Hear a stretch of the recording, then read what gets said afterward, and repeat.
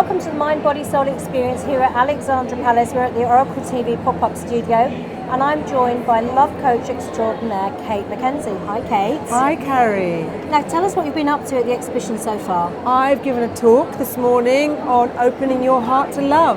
Wow. And do you find that a lot of people in this day and age are finding that it is difficult to open their heart, or do they even realise whether their heart is open or not? And what do you think about that? That's a very good point. It's a very good point. I think that in many different ways, many of us are loving all the time. We are a heart. We are a heartbeat. You know, we literally have a heart beating inside of us, and we have many areas we flow in, and for many good reasons, people stop the flow in certain areas. Okay. One area, possibly romance partnerships, because they've had heartbreak, disappointment, letdown, grief. Yeah. And so there are ways and tools to re-support yourself, come back into fun, release, and commit to love again. So in a workshop, how long was that? About an hour? That was 3/4 of an hour. 3/4 of an hour. What kind of work can you do with people in 3/4 of an hour, and how much impact will it have on them? So no one can open your heart. You do it. It's a co-creation. It's how much you can allow your heart to be opened. But the truth is, 2 seconds, 2 minutes, 2 days, 2 hours, 5 years, depends on the person. Yeah. Depends how much they've prepared. But sometimes something can sync. New neural pathways can open up in someone, and new information can join where someone gets what they've done, what they might need to do, and how they can open up, and something can happen very quickly. What I did was to do a deep meditation to ground them, to soften them, to allow them to come into their heart and their space, to recognize who they are, what they are, and actually to have time with their heart. Yeah. And then I talked about 3 concepts, which is fun, release, and commitment, which is what I work with to support people to open up to love again. So you do one-to-one training with people, or is it mentoring, coaching with people to help them through relationship therapy, changes? yes, coaching, therapy, sex therapy, couples counselling, depending what people need. And is it, I mean, some people might think, oh gosh, you know, I'm all right, you know, I've had relationships in my life, I don't need that. But is it the case that you don't have to have something specifically wrong with your relationships in order to do this? No. I mean, you could do a workshop, or you could do a talk, or whatever you want, for the fun of it, and just see what because it will open up even more. You know, there are parts of us where we've stopped breathing into our body. So our body represents our unconscious, our body represents our potential, and where we've blocked off, we're not living as much. Yes. So where we can breathe in and open and allow, we can breathe in more joy, more love, more peace. Yeah. So anyone could allow more of that into their life if they want to. Yeah. So even if they're happily married, you know, think they've got everything all sorted, they'll still benefit from actually being able to expand, because they're going beyond the parameters that they've been just, you know. Totally. Now I've been trying your CD. Thank you. I have to confess, I was given a CD and I've had a chance to listen to this CD, and it's been a lovely meditation experience. You've got 4 meditations, and I'm a little bit, you know, into. I just go listen to the whole lot every time. I just put the whole lot on. Brilliant. You know, and I think it'd make a really nice journey through all 4 of them. Yes. Now, what inspired you to create the CD? Because it's not like I have to sort of spend hours and hours to get the benefit. I'm noticing it right away. So Brilliant. What inspired you to kind of put those words together and have that impact like that? Do you know what? I was running my workshops and working with people, and I wanted to make something that somebody could do at home. Yeah. And I actually said a little prayer to the universe to do that. And Michael Day introduced me to someone called Andrew Brell. He introduced me to someone called Andrew Brell. Yeah. He'd done a CD with Andrew Brell, and Andrew Brell had done many CDs with Diana Cooper. Yes. And it was fantastic for me because I had no idea how to do this. Yeah. And so I met him and I said, I've no idea how to do this. And he said, don't you worry. I know exactly how to do this. I've done it for many years.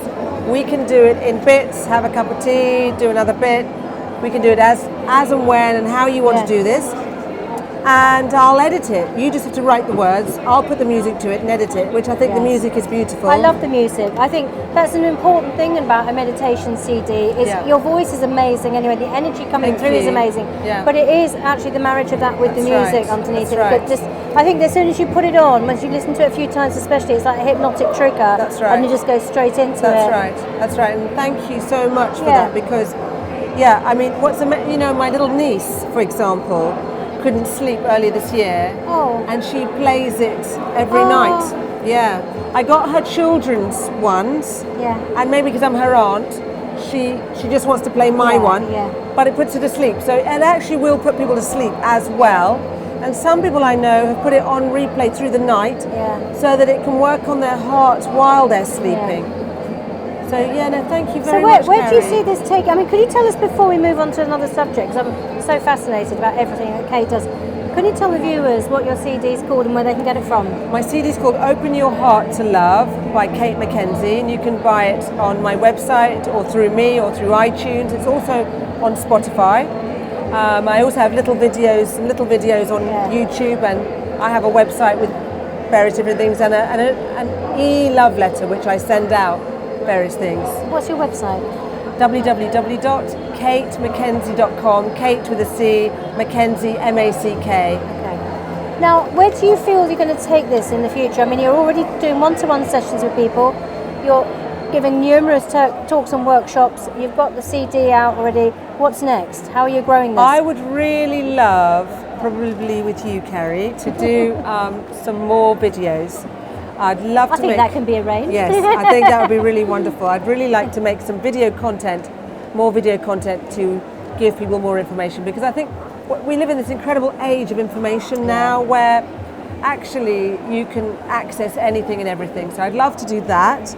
I would also love to set up some regular dance love classes. And what I mean by that is everything's in the body. So if you open your heart, you can literally move your arms and open your heart. If you move your body, you can actually shift hugely through the body. So I would like to set up some dance love classes where people come with an intention to get ready for dating or get ready for love or get ready for their purpose and be able to shift into that vibration.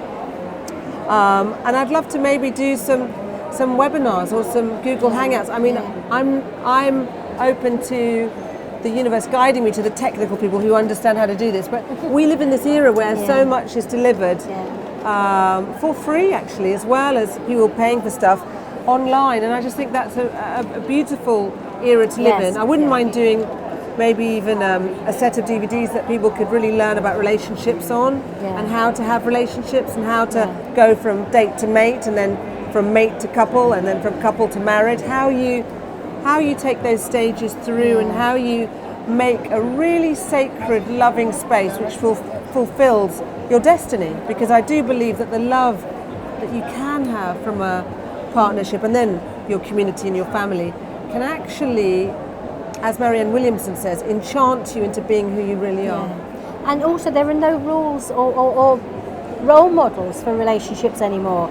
We're not following in our parents' footsteps. No, we're not brand new. conforming to the new, and it's so there's so much freedom and it's so open. That's but at the same time, you can just go, oh my goodness, where do we start? How do I be? What do I do? And then you get. I mean, obviously, there's that book called The Rules, which I haven't even read, but I don't even like the idea of following stuff like that because it is about being authentic, and it's very difficult sometimes to maintain that authenticity or that sort of.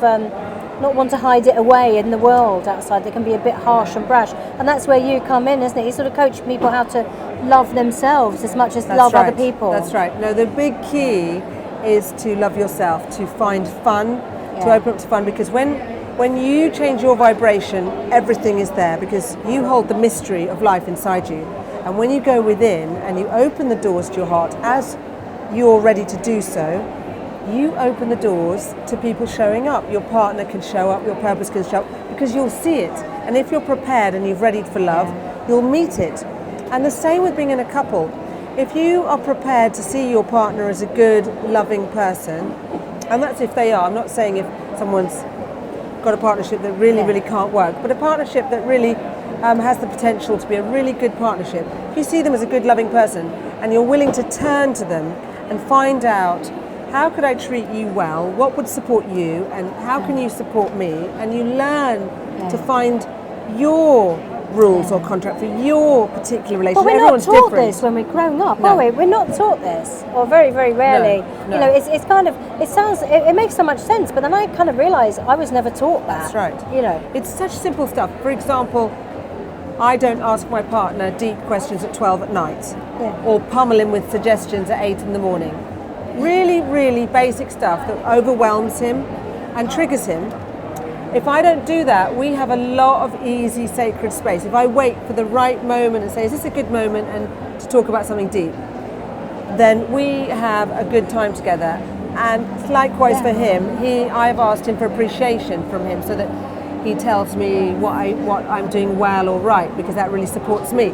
And he also tells me if I've upset him, so then we can deal with that. So we've made agreements with each other, and when we stick to it, we work well. Now, and the other thing is with partnerships, if he's upset me, there's an old temptation, my old reptilian brain wants to go, he's wrong. But if I take a moment to go, just turn to him and find out, I will find that probably before he did something that upset me, I did something. And then we can mend. So rather than me looking at him as trying to attack me, if I'm curious, I can find out what happened, and we can then stay in sacred space. Does that make any sense? I think people often see disagreements or conflict in relationships as just in the present. That's right. And if it's anything to do with a consequence of something before, you're being accused of holding a grudge. But you can't, I'm not saying that we should hold grudges. I'm a little bit bad for that anyway. I don't let things go very easily. But it's not even just a question of, you can't pretend things didn't happen. Yes. But it has to be processed and acknowledged before it can be let go. If people would be prepared to create sacred space in their relationships, which what that means is not on an entrance, not on an exit, not just before bed, not when you're waking up, but actually genuinely when you've settled for a little bit and you've calmed down together and you're ready to sit together, soft eyes, warm face, close, connecting, talking and finding out about each other, where you can really listen, then your relationship can heal you. Wow. Because often our parents didn't have that time or space to do that. No. So if you can really start to practice that with your partner, and it's both ways, because you know sometimes in my experience as a woman, women can think they're brilliant listeners, but actually, or maybe men can, I don't know, but it's both ways to listen either way to your partner, because sometimes people say, well, I don't want to listen to his work or her work, but actually it's allowing... That's who they are. Yeah. And when you give your partner that chance to really talk through, something else might come out of the end of that. Yeah. Because people say, oh, well, men are quiet, or women are this, or men are that. Actually, given the opportunity, people will talk, and that is golden, because then you and your partner are in this golden bubble of light. They don't need to look for someone else. They don't need to complain about you, or they don't, and they may do, but they don't need to. If you two can sort out the things between you, you don't even need to actually have competition with other people or jealousy. If you two can sort it out, because the energy can be worked through together. And it's very, very sacred and very, very special. But it's very much within this new age, isn't it? Because if you go back to our parents' generations, I mean, you and I were sort of like, we're looking at post-war, surviving post-war, very conventional gender roles. The woman at home, the man at work. He would come home. And, you know, they were very separate worlds. She wouldn't necessarily know about his day, nor he her. But we have a very different world now. So is it any wonder we didn't have any role models to follow? And he's, you know, not that we want stereotypes, but we're having to redefine our own roles, aren't we? It is. It really. It's about presence.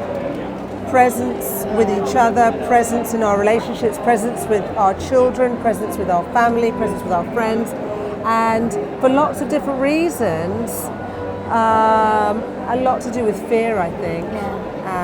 People weren't present, even if they had time together. Did anyone really want to listen to each member of the family?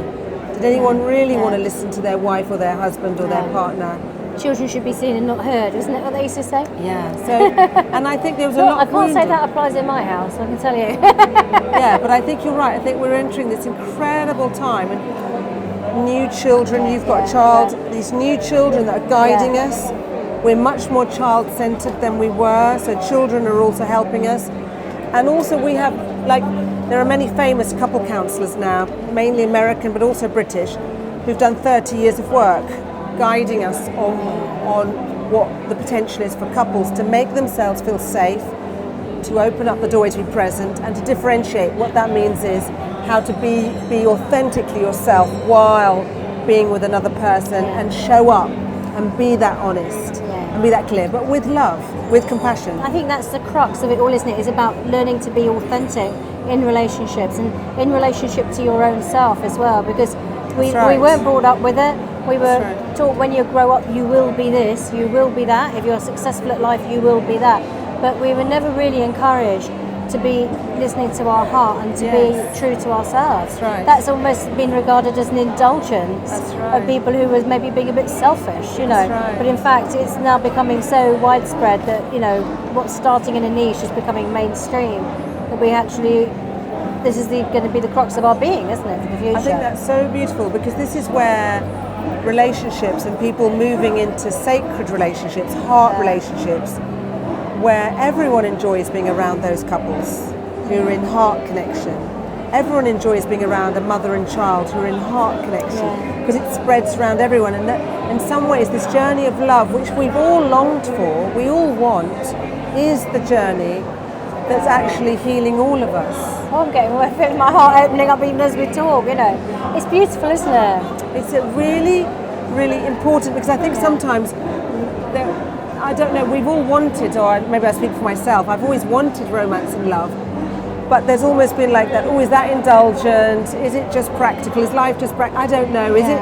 And maybe people have married for lots of reasons. Some people dismiss it, don't they? Yes, They go, oh, that nonsense, But actually, there's something really amazing in the magic of creating that kind of energy with your partner, where you become clean and pure, massaged from the inside, loved. You have your wobbles, and you find out what is in that wobble. You find out what your triggers are. You soften that trigger.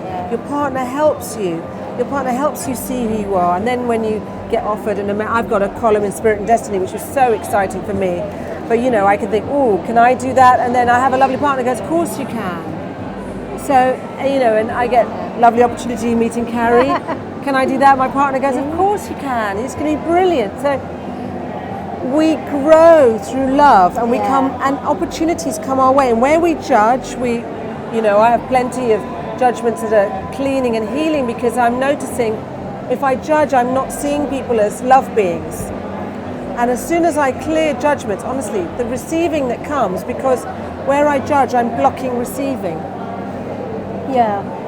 If that makes any sense. I mean, I'd like to say I never judge, but I would be lying, because it's a natural ingrained human response, but it's learning the difference between being judgmental and being discerning. Yeah.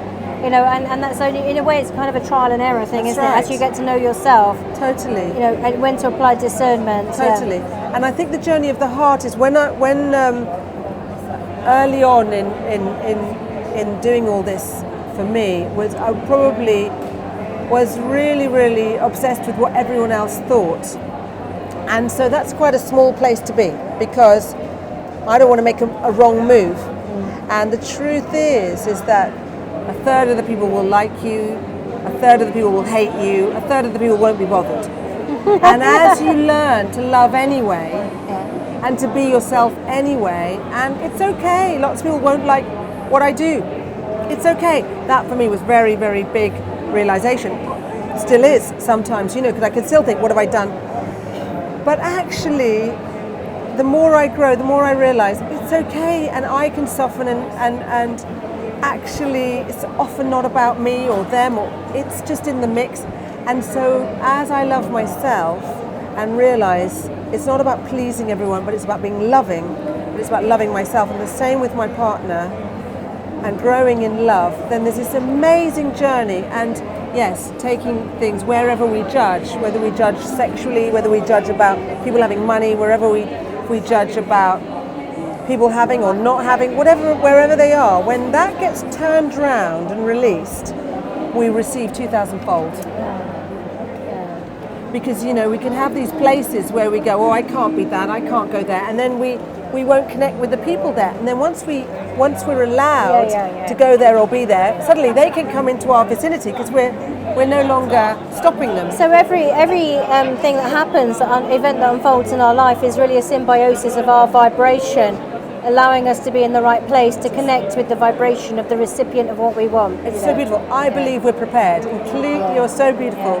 And I believe all the mistakes, what seems like mistakes, like the disasters, the really tricky, I think we all know difficult things. Especially in love, people have lots of disaster stories, don't they? Yeah. And you know, the thing is, I mean, I've got many sisters who've all married once. And I've married once, but I had a few partners before that. But I do believe that each time I learnt more, so that this partner I've arrived at, I have so much more knowledge, I have so many more skills. I was such a baby in the beginning that I thought I was loving.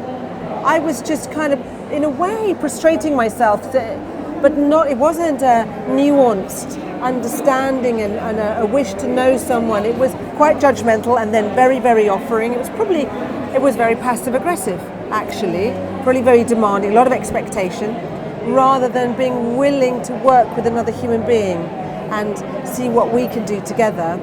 And so I think all the mistakes, one of the things that was caused me one of the biggest heartaches, turned my life totally around, because I had reached enough of a bottom to ask for help and be vulnerable.